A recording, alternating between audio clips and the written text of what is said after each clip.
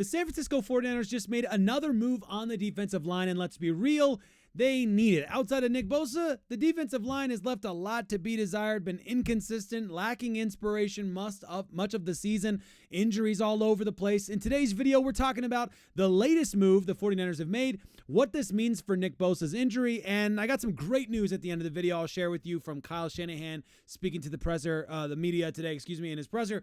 By the way, I'm Nate. I make daily 49ers content. Please subscribe if that's what you're looking for. The 49ers have re-signed Jonathan Garvin to the practice squad. This is a name that you should remember from the 90-man roster during training camp. Garvin, played for the Green Bay Packers for a couple of years. He also went to the UFL for a while. You know, that's the guy. And to be real, we're just going to say it like it is. This guy has not played a single snap in the NFL this season, but the 49ers only have what they have, so they have to do the best they can with what they have. Does this help the team? That's the question. Does he have what it takes to help this team? And I want to be clear, this is not a splash move. I'm not trying to sell it and make it seem like it's this big thing. So you guys comment on my videos and say that it's clickbait. I don't ever think I'm doing clickbait. I'm definitely not doing clickbait here. But here's the thing, though. I will say one side note of positivity, okay? We have seen this season rookies, UDFAs, have huge impacts on this football team. So do I believe Jonathan Garvin is the next Nick Bosa? No, of course not. And do we know what's going to happen and how it's going to play out? Of course we don't. We have no clue.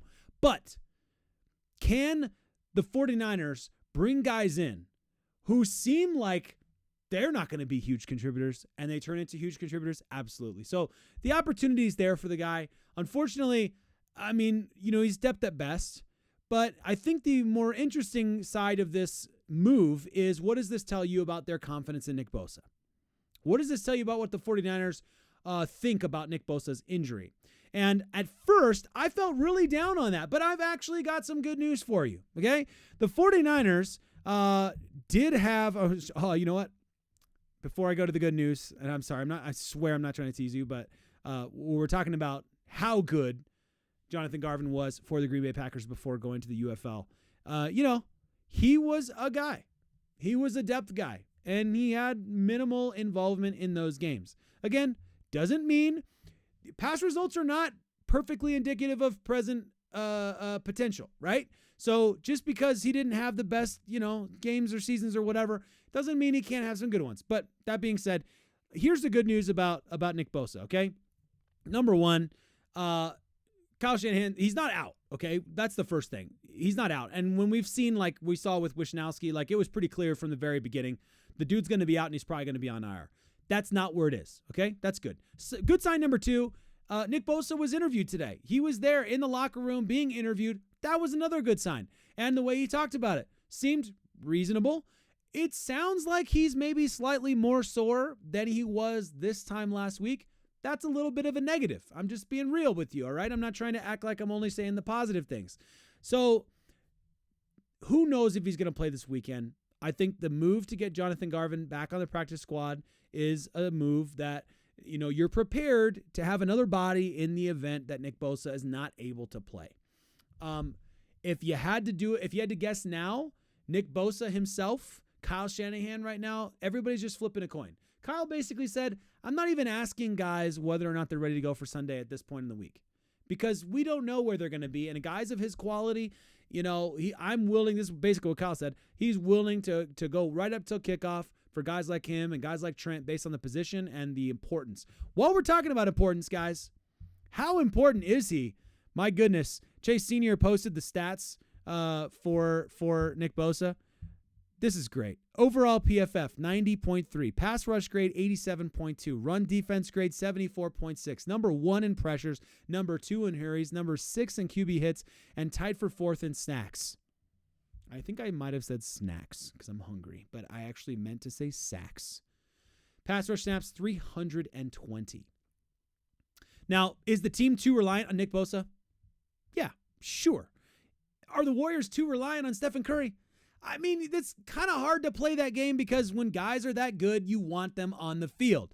But you do understand the argument of, hey, why Jim was out and the 49ers really could have used that depth at edge. So maybe there's another reason there that you have Jonathan Garvin back on the practice squad, who's kind of been on and off or whatever, right? So I'll take it for now. I'll take the move as a potential positive thing, and we'll have to wait and see how it all plays out. I did tell you I had some good news that I wanted to share with you. The other good news that came, the real specific good news that I wanted to get to today has to do with the guy, Brock Purdy. So injury update for Brock Purdy today is that he was limited in practice, and that is a good sign. And Kyle Shanahan said as much, that that's a good sign, because if he's limited on Wednesday, you know how this typically goes. If you're limited Wednesday or limited Thursday, you're probably playing. You're probably playing if you're limited by Wednesday or Thursday. So limited Wednesday is a good sign. I think that means Brock Purdy is going to play. Is he worried? He was asked, are you worried about Brock Purdy's availability this Sunday? And he said no. Okay, so that's a good sign as well. So obviously you have to wait and see how the week plays out, see if the soreness kind of dissipates a little bit, see if it gets worse based on some kind of movement he's doing. You know, there's a lot up in the air, so it's not a guarantee or a lock that Brock Purdy's going to play on Sunday. Don't take him off of your fantasy league if you have him in your fantasy team like I do. I don't know why I thought that way. I guess I thought this offense was going to be amazing.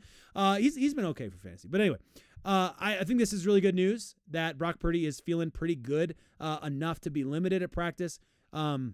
Which a lot of times limited at practice is a precautionary. So, I mean, he could be doing okay. That's a good sign. It could be a lot worse, that's for sure. Another piece of good news I'll throw out there, maybe not good news, but just a great positive tweet that I came across that I thought, I'll tell that. I'll share that with the guys. Share it with everybody out there. Positive from the 49ers this mess season so far. Juwan Jennings. Jordan Mason. Why isn't he being used anymore? Kyle Shanahan got asked about that, by the way. We'll talk about that. Dominic Pooney, Renardo Green, Malik Mustafa, Isaac Guerrero, Evan Anderson. And you know what? I'm not going to argue with you. There. Fantastic tweet. These are guys that, when you think about how they've played this season, why isn't Demo in there?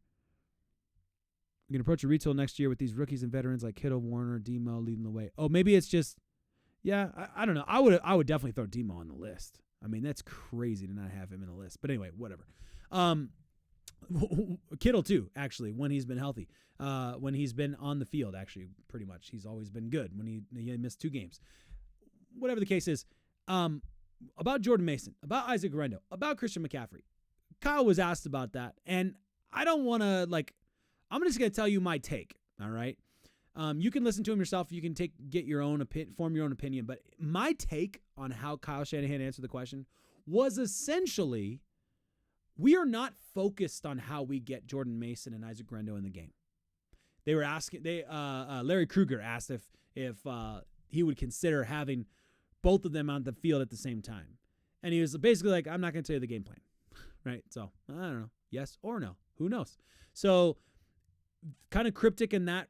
That's like best case scenario. I'm going to be honest with you, my take, and you can disagree with me, and I look forward to seeing your thoughts in the comments. The 49ers are probably not going to play Jordan Mason and Isaac Guerrero any differently than they've played RB2, RB3 in the last several years. That's my take. It sounds to me like Kyle keeps saying things like situations and how things play out, and understand that's like, I get that, right? As a head coach, that's how you're thinking. You're not looking at it from a mathematical approach, and this guy needs this many snaps and this guy needs this many snaps. I mean, you're not thinking of it that way. You're thinking about the football game, and it's a flow. It's a thing, right? It's a living, breathing thing. But unfortunately for Jordan Mason and Isaac Guerrero, and probably unfortunately for the 49ers, unless Christian McCaffrey turns it on very soon, I think they're leaving some talent on the table right now. And it's not because I don't think Christian McCaffrey can't be great. I have his jersey for a reason. I believe highly in Christian McCaffrey and the value he brings to the team. I think, unfortunately, if he's not going to, I think you're missing out on potential with what Jordan Mason and Isaac Guerrero can give you. I think you're missing out on the opportunity to change up the pace at the running back position, to offer different looks, offer different guys. And when you only put them out there for 1 or 2 snaps, it's so obvious what you're doing. Everybody knows. So that doesn't help. You really need the guys out there for more snaps to at least the defense doesn't know exactly what the play is going to be. And I understand Isaac Guerrero's a little bit of a of a liability when it comes to blocking and things like that. I mean, there's other stuff out there. I get it, all right? It's complicated. I'm not trying to act like I'm smarter than Kyle Shanahan, and if you are, you're crazy. But I do think that it would be, from my perspective, it would make a lot of sense to have Isaac Guerendo and Jordan Mason more involved in the running game. That would be an ideal scenario for me. And I would really like to see, Christian McCaffrey stay healthy and have time, but I don't want him, in there for 95% of the snaps. It just seems crazy to me. But that's just my take. Let me know what you guys think in the comments. As always, I look forward to joining you there. Big game, guys. Green Bay Packers, this is massive. The 49ers, this is a must win. You have to beat the Green Bay Packers. Everything opens up if you beat the Green Bay Packers. Everything opens up for you. You beat the Packers, you get some momentum, you feel good about yourselves, you beat an actual tough team with a winning record. The 49ers haven't done that yet. That would be good. I think we need to see that. I'm excited. Look forward to joining you in the comments as always.